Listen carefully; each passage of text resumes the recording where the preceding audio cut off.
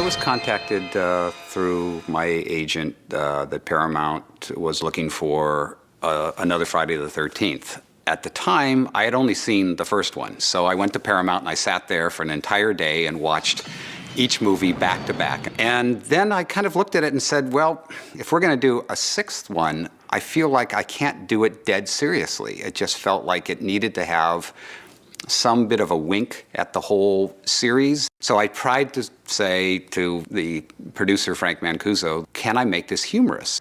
And he said, well, as long as you don't make fun of Jason, because Jason's got to be fearful. I said, absolutely not. That's part of why it would work, is because we know he's serious, and yet these other characters are sort of treating him like, oh yeah, this was a myth, this was a legend, and they sort of have fun with it. Okay, I've got a great game. It's called Camp Blood. Until, obviously, they meet their demise. So based on that, he gave me the green light to go ahead and write the script. Well, we filmed at this small town outside of it, 50 miles outside of Atlanta, where they had this picturesque graveyard. We chose the South for all the reasons of the look and the feeling that time of year, and it actually really worked for us because we could kind of shoot without anybody knowing we were there. Frank was a huge fan of David Bowie, so the actual title of the movie at that time that we were hiding under was A Lad Insane, which added again to the sort of the mystery of people trying to find out where it was and what was the title. The casting on this Friday was a little unique in that, first off, Frank Mancuso really wanted to have John Shepherd do the role of Tommy again, and he opted not to want to do the role for personal reasons. So we had to start looking for someone that would be like John in terms of a look somewhat, and then also fulfill what I wrote in the script. So Tom Matthews was the perfect candidate. Everyone else was people that had come in and they were kind of fresh new faces. Okay, is this gonna be the best weekend ever? The decision for me to put in kids was really twofold. One, it felt like it would raise the stakes incredibly to actually have children there when all these, horrible killings were going on. Oh my God.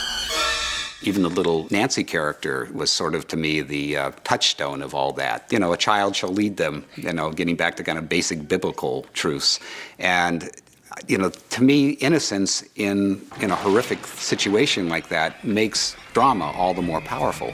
I can look at the movie and still feel that everybody still is kind of has that universal quality about them, that they still are kind of relatable through the ages as just, fun people that are in a horrible situation. Darren, we better turn around. Why? Because I've seen enough horror movies to know any weirdo wearing a mask is never friendly. We'd go to a lot of horror movies, and I'd always say, I'd be pulling, going, Tommy, why would anybody do that? That's absurd. I mean, when I first met Kevin Williamson, and he said that My Friday, when he saw that, was, certainly something that had an influence on Scream, because it was, as some of the movies were at that time, really kind of having fun with that genre, because we had gone, we were mid-'80s, and at that point, so much had happened. It wasn't like they were going to making some trashy film. They wanted to make the best film they could make and do the best shots and the best lighting, and Tom always kind of had a twinkle. Also because all the people in the film were getting a chance, getting an opportunity that they recognized as an opportunity, and they were happy to be there. And they loved filmmaking. My main objective was to give the audience a sense of the old gothic horror movies, because I was trying to set a tone right from the beginning that this was going to be like what the Universal horror movies used to be. The stormy night, going to the cemetery, digging up the grave, a monster that is actually dead, coming back and is unstoppable. If you turn the color off, this movie would look great in black and white. Over the years now, having done so many films, I really do make a difference between a film and a movie. And this, to me, was a movie. This was a ride. Hey! That's what's known in the books as screwing the pooch. Iron this punk. I was a little concerned about doing it in a way. I mean, it was a terrific opportunity. And it was a big role, and it was fun. But I always, there was some idea, like, what impact does this have on people? I morally have always had a bit of a problem with the slasher genre, because lots of times it really was about taking a knife and an innocent person and doing what pretty much anybody could do. What my game plan was on this thing was to try to do kills that would be almost impossible for a human being to do. And what allowed me that was the fact that we brought Jason back, from the dead with a lightning bolt. So first you got to buy that. Once you bought that, then he could punch out a heart, he could twist a head off, he could cut off 3 heads simultaneously. All those particular kills in mine were really part of my feeling that I wanted to make this a supernatural killer. There's a sense of fantasy that I think that everybody's well aware of. Just because our parents keep telling us that Jason was only a legend doesn't mean it wasn't true. What if he did come back here? I remember at the cast and crew screening, one surprise, not so great, was that the ratings board had a field day with the film. Just the thing is that anytime you're doing a Friday the 13th, A Nightmare on Elm Street, they walk into a preconceived notion. They know this is going to be a gross, nasty movie, and we want to cut it down to make it, this side of Bambi. We did a lot of work on this triple decapitation, where we cast the actors' heads, we reproduced their bodies. It was when they're doing the paintball thing. And Jim Gill, who now runs Real Effects, who was the mechanical supervisor, did this very cool effect where the blade would actually pass through the urethane heads and hit a trigger mechanism that would launch the head and the knees would collapse. It was very, very clever, and it was all gone. And I remember right before the scene started, someone tapped me on the shoulder and said, "Hey, Gabe, the triple decapitation is all out." And I'm like, what are you talking about? I think there are things now in movies that are way more intense than most Friday the 13th movies. After I finished the movie and it came out, it was probably one of the most exciting things to go, particularly to the midnight shows on that opening weekend, and to see the reaction that the audiences had. Screaming at this, at the screens, running up and down the aisles, falling into the jokes I had set up. One of the first things I got to do on Friday the 13th Part 6 was actually making the iconic Jason mask. And this was created from, first we had the sculpture of Jason that was done by Brian Wade. From there I created what's called a cement buck. This heavy-duty, high-temperature cement piece allowed a thick piece of plastic to actually be vacuumed over it. From there, I cut off the edges, drilled out the holes for the eyes and the ventilation, and then even the slit up top from Part 3. One of the masks, unpainted. This is the heavy vacuum plastic. You can see it's really tough, and this one is already drilled out and sanded. And what would happen from here is we would attach a series of straps again, and we would align it up over the reproduction of the head, and then the final cosmetics would be painting it from the back, painting it from the front, and then sealing that. The one thing that they really wanted me to carry through with the designs was they wanted a continuation of what Tom Savini had finished with. We had the large gash on the top of the head.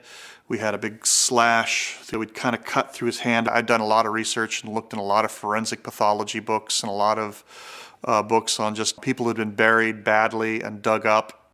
In comes CJ, and CJ was amazing because not only one of the nicest, sweetest guys, but one of the most focused. That Marine training was incredible because they'd ask him to do something and it would be, yes, sir, and he would execute it just like the machine that CJ seemed to embrace perfectly. There was a bunch of stuff in Part 6 that made that film fun to work on. One of which that I worked pretty closely with was the sheriff being bent backwards and broken. I was very flattered because the whole fight scene with Jason was not in Tom's script, and had this extended scene where you're fighting with Jason. Oh my God, They dug a hole in the ground that I stood in, and then they had an actor, and they took a pair of pants that were just like my pants, and they put the pants on his legs, and he was face down in the hole, and his legs were up behind me. And he really just lays himself back with a great sound design effect, which they had crack. It totally looks like his vertebrae shattered. What a ball to get to do something like that. In the case of my wife, Nancy, in the sequence in the Volkswagen, all I asked CJ to do was take that spear and go right at the driver's seat, where she's sitting. And Nancy's, again, had to do her own stunts, just supposed to move out of the way so he could impale that thing into the seat. Well, the soldier in him, sees a target, and he just went right with that target and thank goodness, missed. If you watch the movie again, you'll see it just misses, nailing where she goes in the passenger seat. Made for a very exciting shot, needless to say, but, what price glory on that one.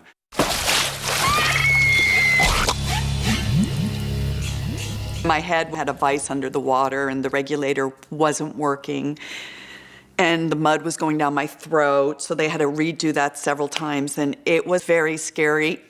But that was one of those things where it's just like we were fortunate that nothing ever bad happened through the entire shoot. No one got hurt. No one was traumatized by anything. The kids all had fun. Everybody involved basically got away with it. Probably the most difficult thing was the big RV gag, because that really required somebody be in that thing. And it sounds easy because you think like, well, that's a very large thing, it shouldn't be dangerous. Well, it actually is, because those things are very tinny, and you have to kind of take everything out of it, reinforce it in a way so that it doesn't collapse on the poor guy in there, and then hit that ramp, and we can only do it once. So those kinds of things require usually a bigger budget, more time, and we were basically very low budget, as all these things are, and I was trying to be very ambitious in this show. When I look back and think how much we did do with that amount of money, it was pretty miraculous, but I really give the full credit to it. Just a great crew, a great team of people all saying, yeah, let's make this one a little more special. What I found over the years is that the audience is huge. I mean, there's very young people, and then there's people, in their 70s, 80s, 90s. I mean, it's unbelievable. I don't think the real power of the movie became clear to me until over these last 2 decades, where it has just kept going, and people who are seeing it sometimes for the first time are, really having the same reaction to it as they did 20 years ago when we made it. And I think a lot of it was because we had a sense of humor with it and tried to make it look as fresh and contemporary as we could, sort of party movie making at the same time. And I think of everything I've done, it probably was the most enjoyable.